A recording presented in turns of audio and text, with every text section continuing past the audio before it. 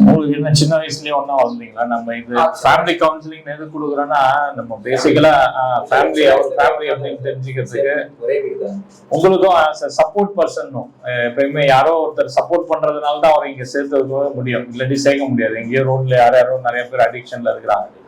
But அந்த support பர்சனுக்கு நம்ம அடிக்ஷன் தான் என்னன்னு சொன்னாதான் திருப்பி அவர் வந்து அடிக்ஷன்ல போகாம என்ன பண்ண முடியும்ன்ற ஒரு டிஸ்கஷனுக்கு தான் இங்க கூப்பிடுறோம் நாங்க. சரிங்களா? ஸோ அவர் சின்ன வயசுல இருந்தே அவர் கூட வளர்ந்துருக்கீங்க.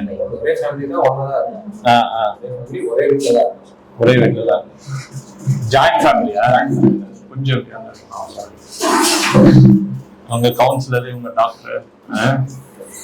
ஸோ அடிக்ஷனை பத்தி உங்களுக்கு தெரியணும் அப்படின்னு சொன்னா பேசிக்கலா இதான் ஃபர்ஸ்ட் டைம் அவர் அடிக்ஷன்ல வந்து சேர்த்திருக்கிறது.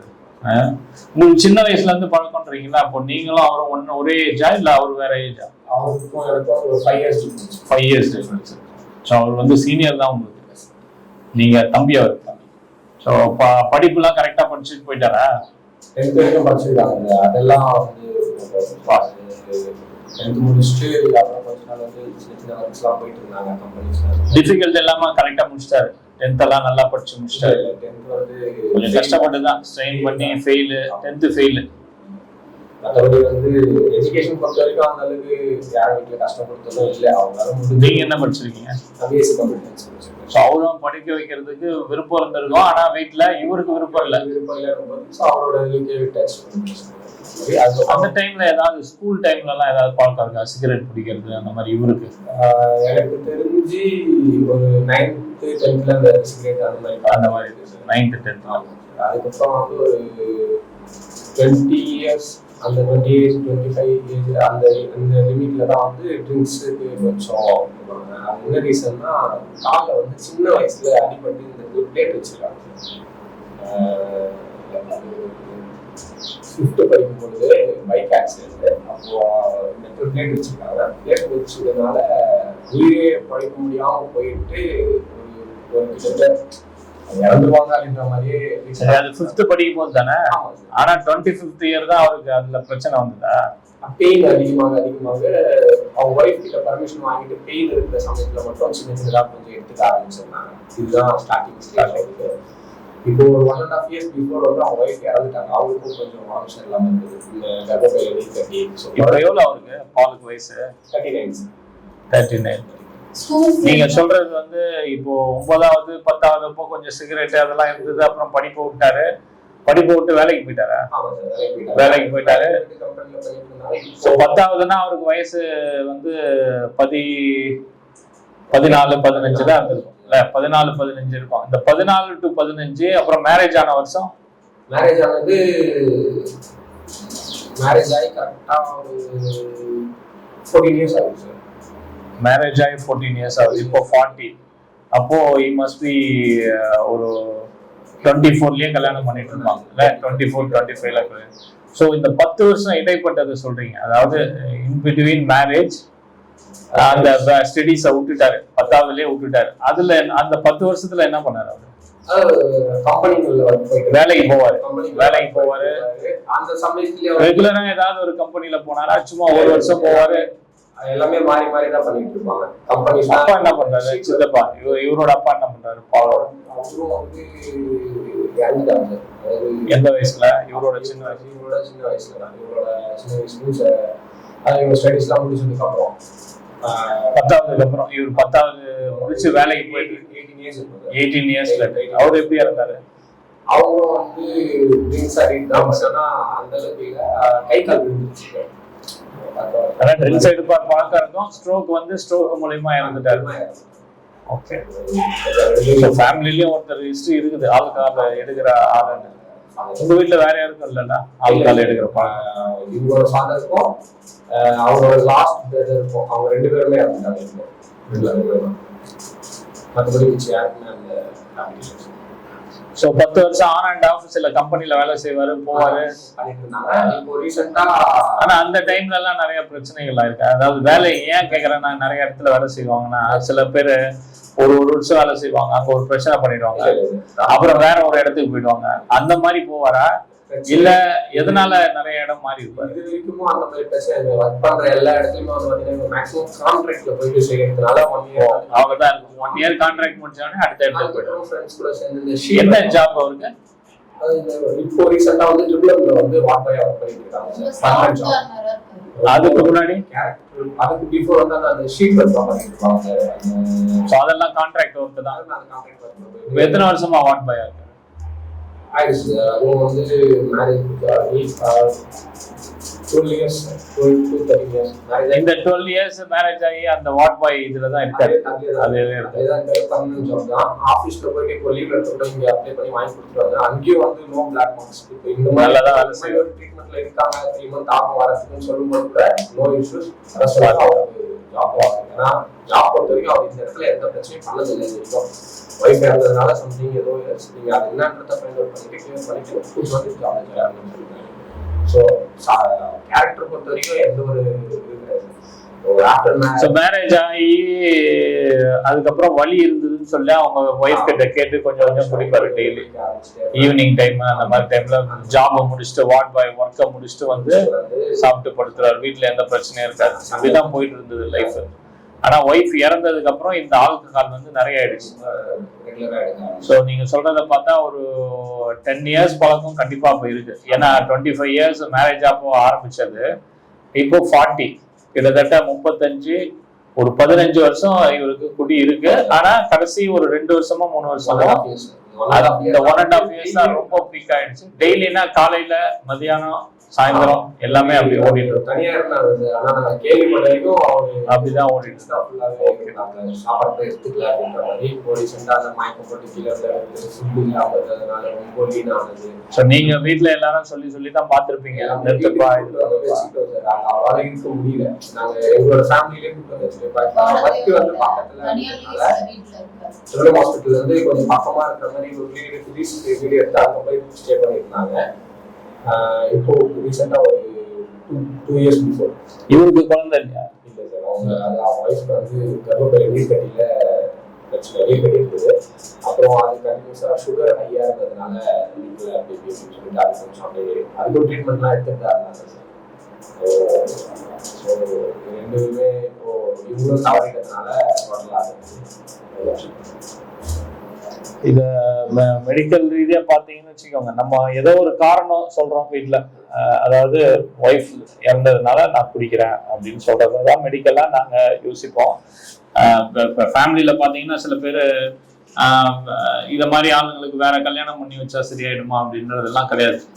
அதாவது இந்த அடிக்ஷன் வந்து இவருக்கு இன்னைக்கு இல்லை, அந்த 10th standard இருக்கும் போதே ஏதோ ஒன்று இருந்திருக்கும். ஒரு கியூரியாசிட்டியில ஆல்கஹால் எடுத்திருப்பாரு. அது நமக்கு தெரியாம கூட இருந்திருக்கும். அந்த 10 years வந்து நீங்க சொல்றத பாத்தீங்கன்னா ஏதோ ஒரு ஈவினிங் டைம்ல எப்பயாவது எடுத்திருக்கலாம், ஃப்ரெண்ட்ஸோட வெளியே போயிருக்கலாம். அந்த மாதிரி ஆரம்பிச்சதுதான் கொஞ்சம் கொஞ்சமா என்ன இருக்குன்னா மேரேஜுக்கு அப்புறம் வேற ஆப்ஷனே இல்லை, வெளியே சொல்லிட்டு தான் அடிக்கணும் அப்படின்ற ஆப்ஷன் வரும்போது என்ன சொல்லுவாங்கன்னா ஒரு காரணம் சொல்லுவாங்க. என்ன காரணம் சொல்லியிருக்காருன்னா எனக்கு வலி இருக்குது அப்படின்னு சொல்லி ஆரம்பிச்சிருக்காரு.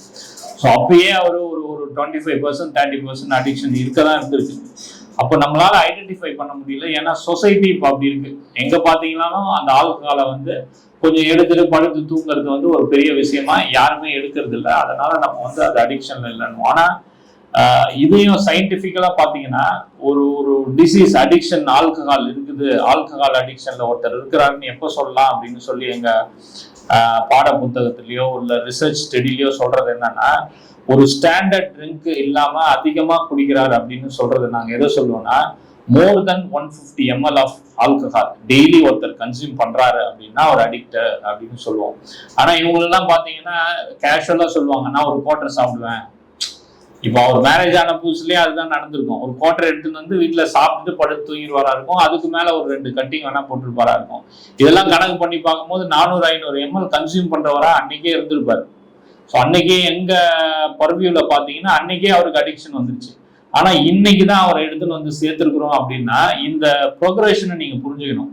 இது வந்து ப்ரோக்ரஸிவ் டிசீஸ்னும். இது வந்து நீங்க நினைக்கிற மாதிரி இன்னைக்கு இவருக்கு வந்துருச்சு, இன்னைக்கு வந்து அவங்க ஒய்ஃப் இறந்ததுனால அப்படின்னு நீங்க சொல்றது வந்து கரெக்ட் கிடையாதுன்னு நான் சொல்றேன். ஏன்னா அவருக்கு இந்த டிசீஸ் முதலே இருந்திருக்கு.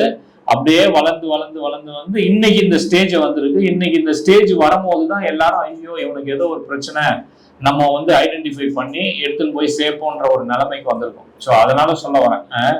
ஸோ இதை வந்து நம்ம சிம்பிளாவே எடுக்கக்கூடாதுன்றதுனால இது சொல்றேன். இது வந்து நாள்பட்ட வியாதி. இது வந்து நம்ம நினைக்கிற மாதிரி ஒரு 6 monthsோ 2 yearsோ இல்லை ஒரு லைஃப். ஏன்னா நீங்க கடைசி காலத்துல பார்த்துருப்பீங்க அவர் வாழ்றதே வந்து குடிக்கிறதுக்காக தான் இருந்திருக்கும்.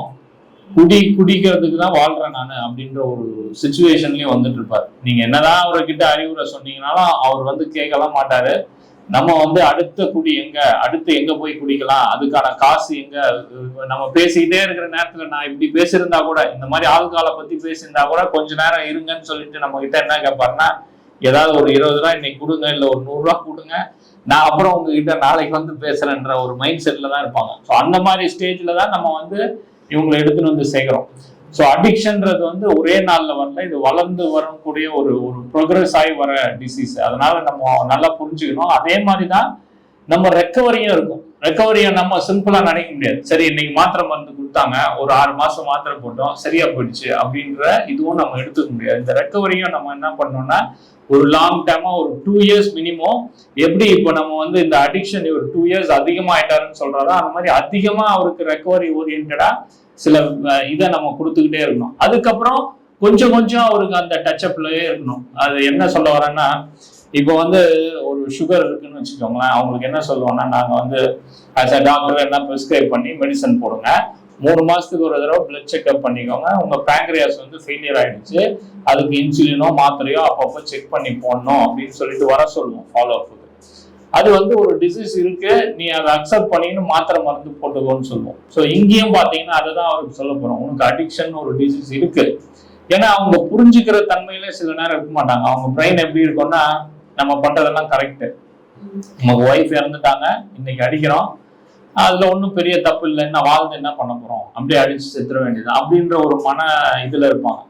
நாங்க இன்டென்சிவா கவுன்சிலிங் பண்ணி அவருக்கு புரிய வைக்கணும், உனக்கு அடிக்ஷன் ஒரு டிசீஸ் இருக்கு, அது நாள்பட்டு வந்திருக்குது, அதுல இருந்து வெளியே வரணும்னா நீ தான் முயற்சி எடுக்கணும், நாங்க சொல்ற மாத்திரையை நீ போட்டுக்கணும். நாங்க சில மீட்டிங்லாம் சொல்லுவோம், சாயந்தரமான அந்த ஆல்கஹாலிக் அனானிமஸ்னு சில மீட்டிங் இருக்கு. அதாவது இந்த போதை பிரச்சனைன்னு உணர்ந்துட்டு இந்த போதையில இருந்து வெளியே வரணும், இந்த ஆல்கஹால்ல இருந்து வெளியே வரணும்னு ஒரு 20 பேர் கூடியோ ஒரு 10 பேர் கூடியோ பேசுவாங்க. நான் இப்படி வெளியே வரும்போது எனக்கு பிரச்சனை இருந்தது, ஆனா இன்னைக்கு வெளியே வந்து என் வாழ்க்கை நிறைய மாறிடுச்சு அப்படின்னு சொல்லுவாங்க.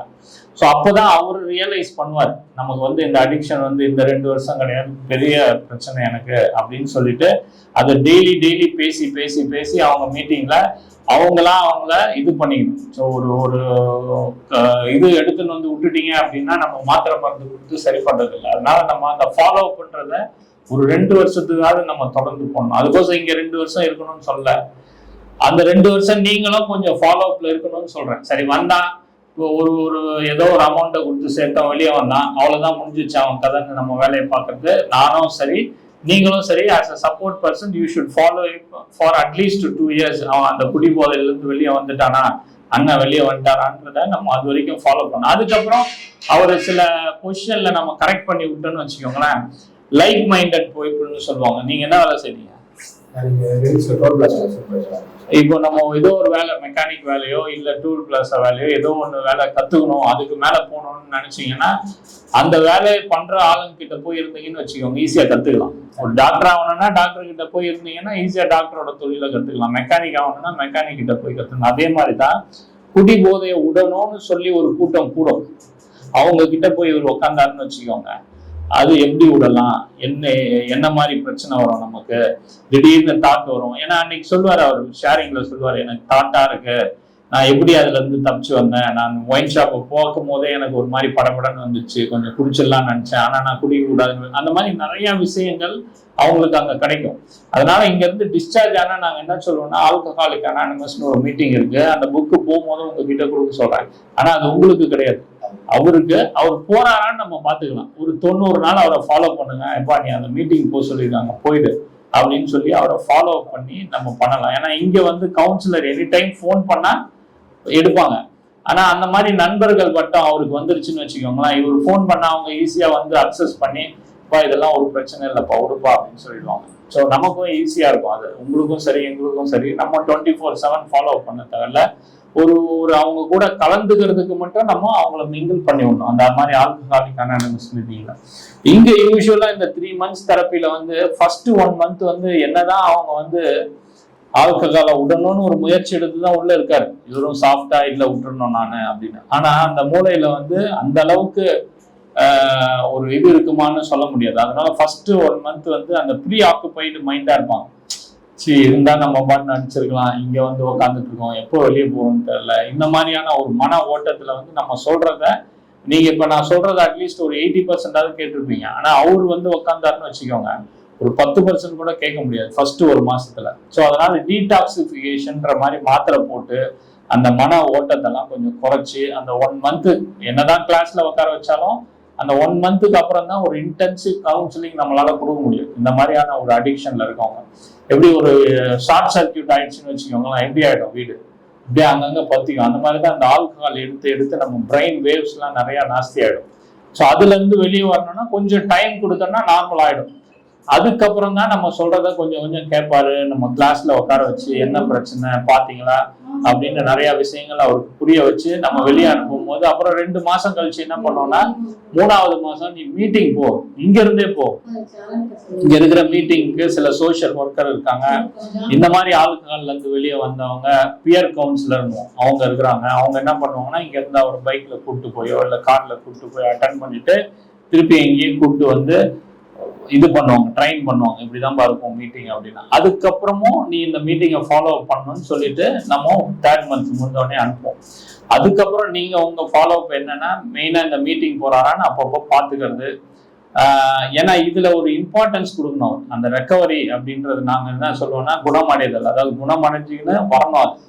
அந்த மாதிரியான இதுக்கு நம்ம சூழ்நிலையை ஏற்படுத்தி கொடுக்கணும். அந்த சூழ்நிலையை வந்து நம்ம முடிஞ்ச அளவுக்கு வீட்டுல இருக்கவங்களும் சரி நாங்களும் என்ன பண்ண முடியும் பண்ணோம்.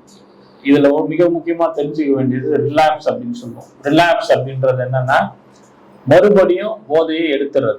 இப்ப நம்ம இவ்வளவு தூரம் பண்ணி 3 மாசம் அவரை உட்கார வச்சு பேசி தலையாட்டி அவரை புரிய வச்சு வெளியே அமிச்சு அதுக்கப்புறம் நீங்க ஒரு 3 மாசம் அவரை ஃபாலோ பண்ணி 6வது மாசத்துக்கு கூட சில பேர் என்ன பண்ணுவாங்கன்னா டக்குன்னு நமக்கே தெரியாது நைட் அடிச்சுட்டு இருப்பாங்க, காலையில பார்த்தீங்கன்னா வீடே அலங்கோலமா இருக்கும். ஸோ என்ன பண்றதுன்னே நமக்கு தெரியாது. அந்த மாதிரியான ஒரு சுச்சுவேஷன்கள் வருமானு கேட்டீங்கன்னா வரும்.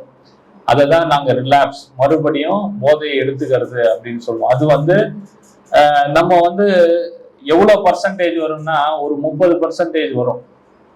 ஒரு 100 பேரை டிஸ்சார்ஜ் பண்ணிக்கினே இருக்கணும்னு வச்சுக்கோங்க, அதுல ஒரு 30 பேர் என்ன பண்ணுவாங்கன்னா இந்த மாதிரி போய் திருப்பி விழுந்துருவாங்க.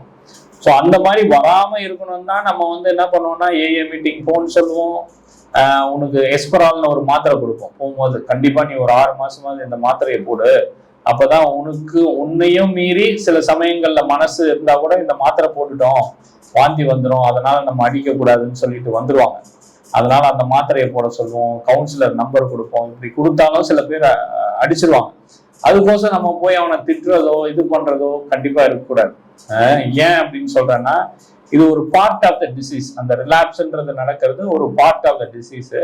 ஸோ நம்ம அதை வந்து ஒரு டிசீஸ் கண்ணோட்டோட பார்க்கணுமே ஒழிய அவரை வந்து திட்டுறதோ இது பண்றதோ பார்த்தோம்னா இப்போ ஒருத்தர் சைக்கிள் ஓட்டுற கற்றுக் கொடுக்குறோன்னு வச்சுக்கோங்க. நீங்க சைக்கிள் ஓட்டுவீங்கல்ல, ஃபர்ஸ்ட் நம்ம ஓட்டு கொடுக்கும் போது பாத்தீங்கன்னா சில பேர் கையில பிடிச்சிக்கிட்டே ஓடி வருவாங்க. அப்புறம் கொஞ்சம் அவருக்கே தெரியாம விட்டுருவாங்க. அவர் ஓட்டுவாரு, ஆனா என்னைக்காவது டப்புன்னு ஊந்துருவாரு.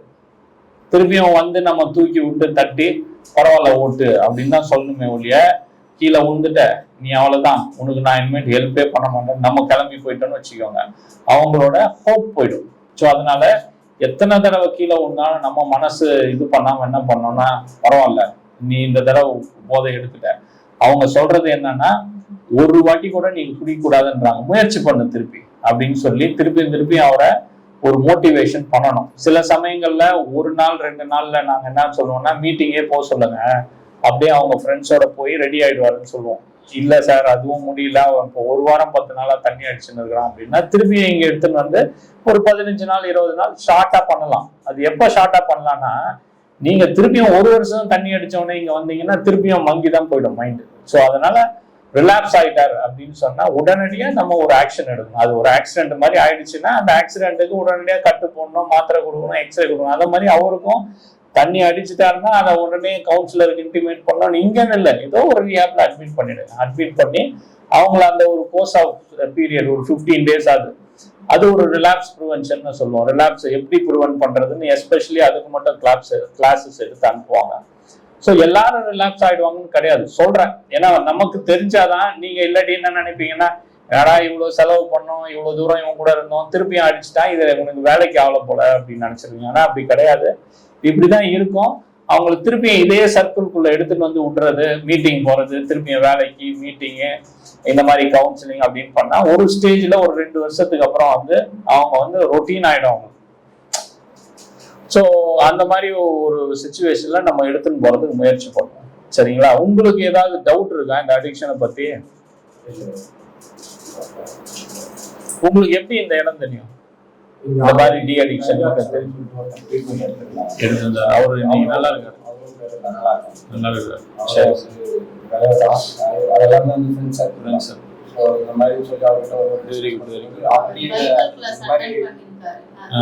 வந்து அட்மிஷன் பண்ணலாம் அப்படின்ற மாதிரி ஒரு இடம் சர்ச் பண்ணிட்டு இருந்தோம். சொல்லியிருந்தாங்க இந்த இடத்துக்கு போங்க, இங்கே கொஞ்சம் இன்னும் பெட்டராக இருக்கும், மற்ற இடத்த காட்டிலும் இந்த வேற மாதிரி ட்ரீட்மெண்ட் எல்லாமே அப்படின்னு சொல்லி பண்ணுவோம், நல்லா பண்ணுவோம்.